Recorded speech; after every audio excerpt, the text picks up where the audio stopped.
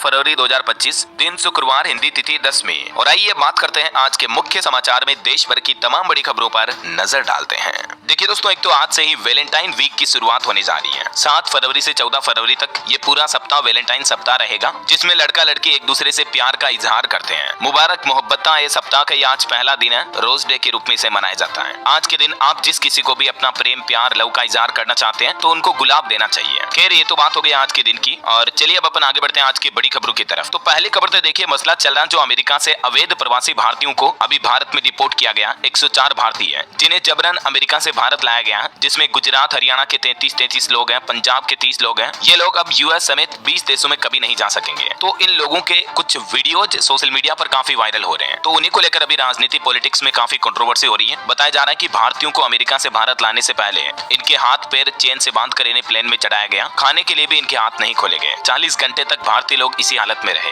यहाँ तक कि भारत आई महिलाओं का भी कहना है कि अमेरिका से उनको भी बेड़ियां डालकर लाया गया। पिछले 11 दिनों से ये अमेरिका में कैद थे। तो ये जो अमेरिका से जबरन भारतीयों को लाया गया है, ये अब कनाडा, इंग्लैंड समेत 20 देशों में नहीं जा सकेंगे। 4 तरह की इन पर कानूनी कार्रवाई भी की जा सकती है। तो अभी इन लोगों के जो ये वीडियो वायरल हो रहे हैं चेन जंजीर वगैरह से बांधने के, ठीक है, तो इनको लेकर कंट्रोवर्सी हो रही है। देखिए आप, पंजाब के भी मंत्री का कहना है कि अपने दोस्त डोनाल्ड ट्रंप से बात करें पीएम मोदी इस मुद्दे पर। भारत के संसद भवन में भी विपक्ष ने हथकड़ी पहनकर प्रदर्शन किया, पोस्टर लहराए जिसमें लिखा था कि बेड़ियों में हिंदुस्तान, नहीं सहेंगे ये अपमान। तो इस मुद्दे पर हमारे विदेश मंत्री एस जयशंकर भी बोले कि पहली बार ऐसा नहीं हुआ, इससे पहले भी डिपोर्ट किए गए थे कई भारतीय। मतलब ये डिपोर्टेशन पहली बार नहीं रहा, बल्कि ये नियम साल 2012 से ही लागू है। एस जयशंकर ने कहा कि अमेरिका से भारतीयों की बेदखली कई बार हो चुकी है। पिछले 16 सालों में 15,652 लोगों को वापस भेजा गया। कांग्रेस ने यह आरोप लगाया कि हमारे भारतीय नागरिकों से आतंकियों जैसा बर्ताव किया गया, और कहीं न कहीं बात भी सही है। अमेरिका में जो भारतीय लोगों के साथ ये बर्ताव हुआ वाकई में शर्मनाक है। इधर राज्यसभा में कांग्रेस पर बरसे पीएम मोदी भी। प्रधानमंत्री ने कहा कि उनके लिए फैमिली फर्स्ट है, हमारे लिए नेशन फर्स्ट है। राज्यसभा में पीएम मोदी ने 92 मिनट की स्पीच दी और कहा कि हमारा एजेंडा नेशन फर्स्ट है, जबकि कांग्रेस का मॉडल है फैमिली फर्स्ट। सत्ता सुख के लिए कांग्रेस ने लोकतंत्र को भी कुचल दिया। अपने राज्यसभा के संबोधन में पीएम मोदी ने फ्रीडम ऑफ स्पीच और इमरजेंसी तक के मुद्दों का भी जिक्र किया। इधर राहुल गांधी भी बोले कि आरएसएस अपना विचार थोपना चाहती है। इनका इरादा राज्यों के इतिहास और संस्कृति को खत्म करना है, लेकिन देश इसे स्वीकार नहीं करेगा। तो ये तो कुछ पॉलिटिक्स की बातें चल रही है। और चलिए अब अपन आगे बढ़ते हैं खबरों में। देखिए पहली खबर, भारतीय सेना की ताकत बढ़ने वाली है। पिनाका रॉकेट लॉन्चर के लिए रक्षा मंत्रालय ने बड़ी रणनीति बनाई है। 10,000 करोड़ के एमओयू की तैयारी की जा रही है। भारत को इस साल 2025 में मिलेगी S-400 की चौथी स्क्वाड्रन भी। रूस से 5 डील की है भारत ने, जिनमें से 3 मिल चुके हैं। इनकी 400 किलोमीटर तक की रेंज है और 80% तक टारगेट इनके सटीक रहते हैं। तो ये डील पूरी होने के बाद भी इंडियन आर्मी की ताकत और बढ़ेगी, है ना।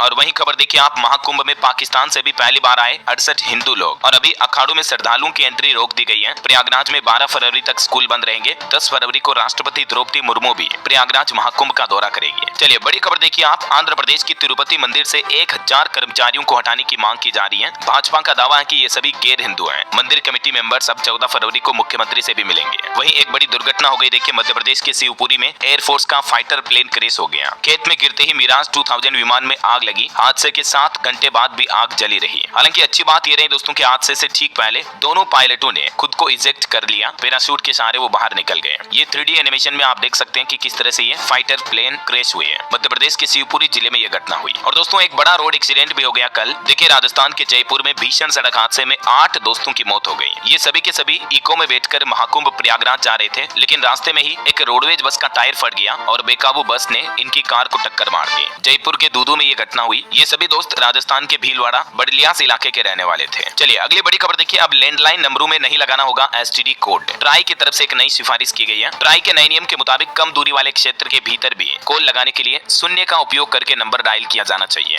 और उसके बाद SDCA कोड और ग्राहक का नंबर होगा। दरअसल ट्राई ने टेलीकॉम कंपनियों से ये नई नंबरिंग प्रणाली की सिफारिश की है। अब लैंडलाइन उपभोक्ताओं को भी सिर्फ 10 अंकों का नंबर ही डायल करना होगा। जो STD कोड पुराने समय में हम लगाते थे, तो वो अब लगाने की जरूरत नहीं पड़ेगी। नई योजना के लिए दूर संचार ऑपरेटरों को 6 महीने का समय दिया है ट्राई ने। और वही देखिए दोस्तों, दिल्ली विधानसभा चुनाव के बाद अब संजय सिंह ने बड़ा आरोप लगाते हुए कहा कि 7 आम आदमी पार्टी विधायकों को भाजपा में शामिल होने के लिए 15-15 करोड़ का ऑफर मिला है। वैसे अभी आपको बताऊंगा, विधानसभा चुनाव के बाद दिल्ली में जो एग्जिट पोल के सर्वे सामने आए, उनके मुताबिक तो लगभग सभी सर्वे में भाजपा को बहुमत मिलता दिख रहा है। 36 से 61 सीटें भाजपा जीत सकती है। हालांकि दिल्ली के पूर्व सीएम केजरीवाल ने इन एग्जिट पोल को फर्जी बताया। इधर उत्तर प्रदेश में भी देखिए, मिल्कीपुर उपचुनाव को लेकर अखिलेश यादव ने कहा कि चुनाव आयोग मर चुका है, सफेद कपड़ा भेंट करना पड़ेगा। रवि किशन ने भी पलटवार किया और कहा कि कफन लाएं, लकड़ी भी ले आते हैं। देखिए राजनीति में इस तरह की कंट्रोवर्सी चल रही है। चलिए अगला अपडेट अपडेट देखिए, भारत नया एआई मिशन शुरू करने जा रहा। 10,738 करोड़ रुपए के निवेश से हमारे देश में स्टार्टअप्स को वैश्विक बढ़ावा मिलेगा। केंद्रीय मंत्री अश्विनी वैष्णव की तरफ से यह बड़ा ऐलान किया गया है। वहीं खबर है, आज केंद्र की नरेंद्र मोदी सरकार 7 फरवरी को एक बड़ा फैसला ले सकती है। नए आयकर विधेयक को मंजूरी मिल सकती है। दरअसल हमारे देश में इनकम टैक्स यानी आयकर सुधार की ओर सरकार बड़ा कदम बढ़ाने जा रही है और आज नए विधेयक को कैबिनेट से मंजूरी मिल सकती है। फिर इसे 10 फरवरी को लोकसभा में पेश किया जाएगा। केंद्र सरकार का कहना है कि 1961 के आयकर अधिनियम को बदलने के लिए ये नए आयकर विधेयक को मंजूरी देने की तैयारी की जा रही है और नया इनकम टैक्स लॉ जो होगा वो ज्यादा सरल और स्पष्ट बनाया जाएगा। चलिए, बैंक एफडी पर अगला अपडेट आ रहा। भारतीय स्टेट बैंक एसबीआई ने एफडी के न्यू रेट्स जारी किया है। 10 लाख रुपए तक के निवेश करने पर सीनियर सिटीजन को 1, 3 और 5 साल के लिए अलग अलग ब्याज दरें निकाली है। एसबीआई की लेटेस्ट एफडी इंटरेस्ट रेट आप देख सकते हैं। 1 साल, 3 साल और 5 साल तक अधिकतम 0.8% तक भी भारतीय स्टेट बैंक अभी इंटरेस्ट रेट ऑफर कर रहा है। और एसबीआई ने हाल ही में अमृत वर्षा एफडी स्पेशल योजना भी शुरू की है। ये भी एक विशेष एफडी स्कीम है जिनमें आपको कई लोन की सुविधा और भी कई सारे बेनिफिट मिलते हैं, है ना। चलिए, खबर है दोस्तों, भारतीय रिजर्व बैंक आरबीआई के जो नए गवर्नर हैं संजय मल्होत्रा, वो ब्याज दरों में कटौती कर सकते हैं क्योंकि अभी आरबीआई की एमपीसी मीटिंग आज समाप्त हो जाएगी। तो देखते हैं इस बैठक में अगर आज ब्याज दरों में कटौती की जाती है तो लोगों के लिए बैंक लोन वगैरह भी सस्ते हो जाएंगे। दिन में मैं आपको अपडेट बता दूंगा। वैसे गोल्ड लोन पर भी एक रिपोर्ट सामने आ रही है कि आरबीआई की सख्ती भी नहीं रोक सकी रफ्तार। गोल्ड लोन में 72% का उछाल देखा गया बीते साल 2024 में, जबकि पर्सनल और अनसिक्योर्ड लोन में गिरावट आई है।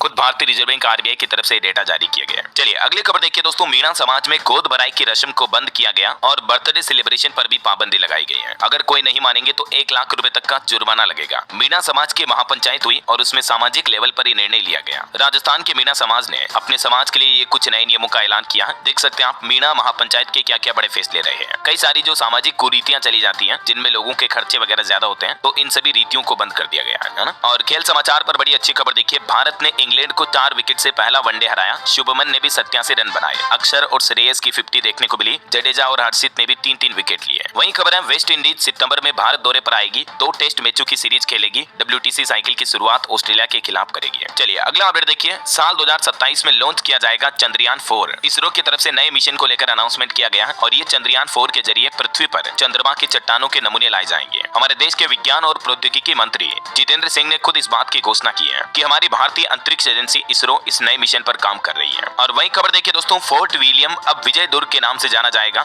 जॉर्ज गेट का नाम भी शिवाजी गेट कर दिया गया है। भारतीय सेना ने बदले कई संरचनाओं के नाम। दरअसल कोलकाता स्थित भारतीय सेना की पूर्वी कमान के मुख्यालय का नाम बदला गया है। अब उसे फोर्ट विलियम नहीं बल्कि विजय दुर्ग कहा जाएगा, जो कि अंग्रेजों के जमाने के काफी पुराने नाम थे, तो इन नामों को बदला गया है। अंग्रेजों की छाप छूट गई है। चलिए, ईपीएफओ से अगला अपडेट आ रहा दोस्तों। ईपीएफओ ने जारी किए 21,885 पेंशन के आदेश। तकरीबन 1.5 लाख से भी ज्यादा लोगों को ज्यादा अमाउंट जमा कराने के निर्देश दिए हैं। और ईपीएफओ ने एक रिपोर्ट भी जारी की जिसके मुताबिक वित्त वर्ष 2025 में निपटाए रिकॉर्ड तोड़ 5 करोड़ से भी ज्यादा दावे। केंद्रीय मंत्री ने खुद इस बात की घोषणा की है और कहा कि साल 2024-25 में 5 करोड़ ईपीएफओ खाताधारकों को पैसे चुकाए गए। इसके तहत कुल 2 लाख करोड़ रुपए से भी ज्यादा का भुगतान किया गया। वहीं पीएफ खाताधारकों के लिए एक और अच्छी खबर आ रही है, बढ़ सकती है पीएफ की ब्याज दर। एक और नया तोहफा देने की तैयारी में है सरकार। दरअसल वित्त मंत्री निर्मला सीतारमण ने जो अभी हाल ही में 1 फरवरी को बजट पेश किया था, जिसमें मिडिल क्लास के लिए इनकम टैक्स वगैरह को लेकर फैसले लिए गए। इसी बीच अब खबर आ रही है कि सरकार पीएफ पर भी ब्याज दर बढ़ाकर मिडिल क्लास को एक और बड़ी खुशखबरी दे सकती है। हालांकि अभी तक ऐसी मीडिया रिपोर्ट चल रही है। सरकार का यह प्लान है, अगली जो ईपीएफओ की बोर्ड मीटिंग होगी उसमें यह फैसला लिया जा सकता है। 28 फरवरी को यह मीटिंग होने वाली है, तो देखते हैं इस मीटिंग में पीएफ अकाउंट पर ब्याज दरें बढ़ाने का फैसला लिया जाता है या नहीं। जो भी अपडेट आएगा मैं आपको बता ही दूंगा 28 तारीख को, ठीक है ना। अभी जो ईपीएफओ की ब्याज दरें हैं वो है 8.25%। 2023-24 से यही चल रही है, ठीक है।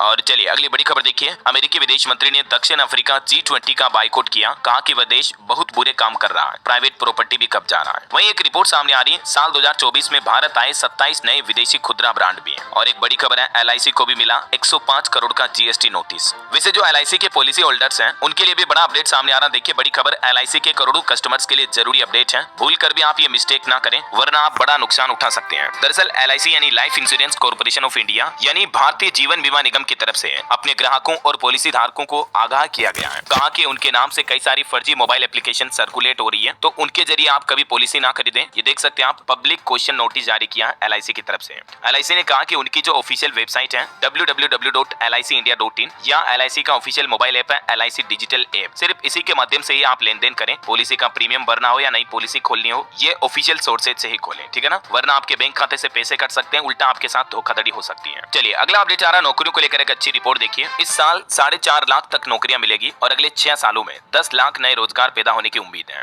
NLB सर्विसेज की लेटेस्ट रिपोर्ट के मुताबिक भारत अपने विशाल कुशल कार्यबल और सहायक नीतियों के कारण अच्छे गंतव्य की तरफ उभर रहा है और इंडिया में कई अलग अलग सेक्टर में इस साल अच्छी खासी जॉब क्रिएट होगी। वैश्विक क्षमता केंद्रों यानी जीसीसी में इस साल 4.25 से 4.5 लाख नई नौकरियां पैदा होने की उम्मीद है और अगले 6 सालों में ये नौकरियां बढ़कर 10 लाख तक जा सकती हैं। साल 2030 तक भारत में जीसीसी केंद्रों की संख्या भी बढ़कर 2100 से भी ज्यादा होने की उम्मीद है। और वही खबर देखिए आप, सीएपीएफ के केंद्रीय अर्धसैनिक बलों के 11 लाख जवानों को सरकार ने बड़ी राहत दी है। अगर अब इन जवानों के इलाज से जुड़ी कोई भी शिकायत है तो इस पोर्टल पर अपलोड करें, तुरंत समाधान होगा। और अगर किसी भी जवान की समस्या हल नहीं हुई तो भी वह दोबारा इस पोर्टल पर अपनी शिकायत भेज सकेंगे। सरकार की तरफ से 11 लाख से भी ज्यादा जवानों और अफसरों के लिए ये बड़ी राहत भरी खबर दी है। एक नया पोर्टल शुरू किया जा रहा है जिसमें हेल्थ से जुड़े सुझाव और किसी भी तरह की समस्या का समाधान पा सकेंगे अब सीएपीएफ के जवान। ये इस पोर्टल का ऑफिशियल एड्रेस भी आप देख सकते हैं। और किसानों को लेकर एक रिपोर्ट सामने आ रही कि हमारे देश में इस साल गेहूं और दालों की बुआई का रकबा बढ़ा है, लेकिन फरवरी का महीना किसानों के लिए परेशानी का सबब बन सकता है क्योंकि इस साल ठंड जल्दी खत्म हो गई है, गर्मियां जल्दी शुरू हो रही है तो गेहूं की पैदावार कम हो सकती है।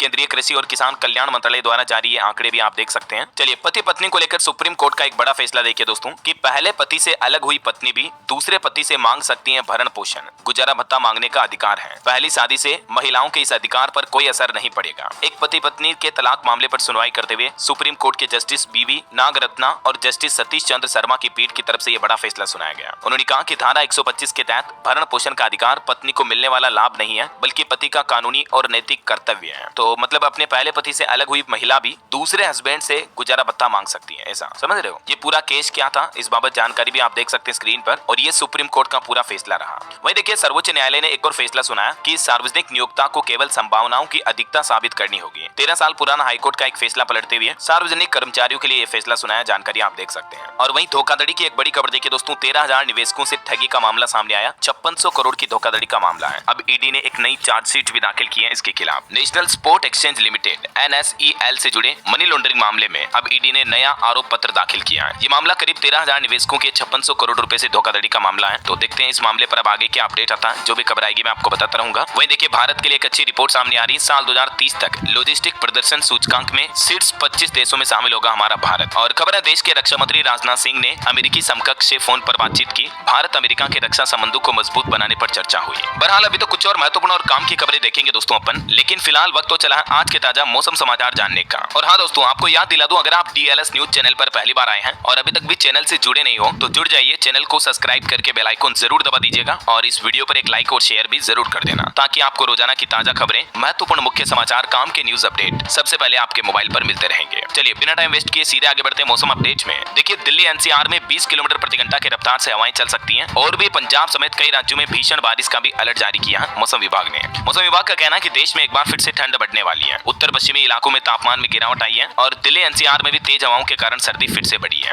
देखिए मध्य प्रदेश में भी 2 दिन बाद ठंड बढ़ेगी। राजस्थान में भी फिर से कोल्ड वेव यानी ठंडी हवाएं चलने की चेतावनी है। इधर हिमाचल प्रदेश, उड़ीसा में भी कोहरे का अलर्ट है। देखिए कुछ राज्यों के अपडेट। राजस्थान में भी आज शीतलहर का येलो अलर्ट, बारिश के बाद 7 डिग्री तक गिरा तापमान। सीकर, चूरू, झुंझुनू, नागौर वगैरह में ठंड बढ़ेगी। इधर मध्य प्रदेश में भी बर्फीली हवाओं ने सर्दी बढ़ाई। फरवरी में पहली बार ठिठुरन का एहसास हुआ। पंजाब में भी 3 डिग्री तक गिरेगा तापमान। अगले एक सप्ताह तक मौसम शुष्क रहेगा। हालांकि बारिश और कोहरे का अलर्ट नहीं है अभी पंजाब में। हिमाचल प्रदेश के 3 जिलों में घने कोहरे की चेतावनी। हमीरपुर में कोल्ड वेव का भी अलर्ट है। और बाकी अरुणाचल प्रदेश, पूर्वोत्तर असम वगैरह में बिजली कड़कने के साथ साथ हल्की मध्यम बारिश होने का भी अनुमान है। और भी दोस्तों अगले 24 घंटों के दौरान मौसम की संभावित गतिविधियां क्या रह सकती हैं, इस बाबत जानकारी आप देख सकते हैं स्क्रीन पर। और चलिए मौसम के बाद अब अपन आज के सराफा बाजार पर नजर डालें तो देखिए सोने में फिर से तेजी रही। इस साल 2025 की बात करें तो 1 जनवरी से सोना 8,030 रुपए महंगा हुआ है। अभी सोने का दाम 84,613 रुपए प्रति 10 ग्राम पहुंच चुका है और आज चांदी भी 663 रुपए कम होकर 94,762 प्रति किलो पर पहुंच चुकी है। लेकिन सोना लगातार बढ़ता जा रहा है ना। चलिए कुछ मार्केट अपडेट्स भी देख लेते हैं। देखिए बीते दिन भारतीय शेयर बाजार में सेंसेक्स 213 अंक गिरकर 78,058 पर बंद हुआ, जबकि निफ्टी भी करीब 92 अंक नीचे फिसला। कुछ कंपनियों के नतीजे देखिए आप। हीरो मोटोकॉर्प अपने शेयरधारकों को डिविडेंड देगी। कंपनी का मुनाफा 12% बढ़कर 1203 करोड़ रुपए रहा। स्विगी कंपनी के खराब नतीजों के बाद इसके शेयर में 6% से ज्यादा की गिरावट देखी गई। वहीं भारतीय स्टेट बैंक SBI का मुनाफा अच्छा खासा रहा। तीसरी तिमाही मुख्यमंत्री अनुप्रति कोचिंग योजना का लाभ उठाने के लिए 10 फरवरी तक ऑनलाइन आवेदन कर दें स्टूडेंट, ये इसका ऑफिशियल पोर्टल है, ठीक है ना। वहीं बिहार बोर्ड एग्जाम पर भी अपडेट आ रहा। कई सारे परीक्षा केंद्र बदले गए। लिस्ट में कुल 10 जिले शामिल हैं, तो आप नया एग्जाम टाइम टेबल और सेंटर वगैरह डाउनलोड करके चेक कर लें। ओके, और चलिए दोस्तों अंत में अपन आज के राशिफल पर नजर डाल लेते हैं। देखिए आज तुला और मकर राशि के नौकरी पेशा लोगों के लिए अच्छा दिन रहेगा। वृष राशि वालों को भी रुका पैसा मिल सकता है। और भी कुछ अलग अलग राशियों का राशिफल आप देख सकते हैं स्क्रीन पर। और हाँ दोस्तों, आप मुझे कमेंट करके बताइए कि इस बार के बजट में सरकार ने इनकम टैक्स की लिमिट को बढ़ाकर कितने लाख रुपए कर दिया है, मतलब कितने लाख रुपए तक की इनकम पर अब आपको टैक्स 0 रुपए देना पड़ेगा। कमेंट करके बताइए मुझे। सही जवाब देने वाले लोगों को रैंडमली सेलेक्ट होने पर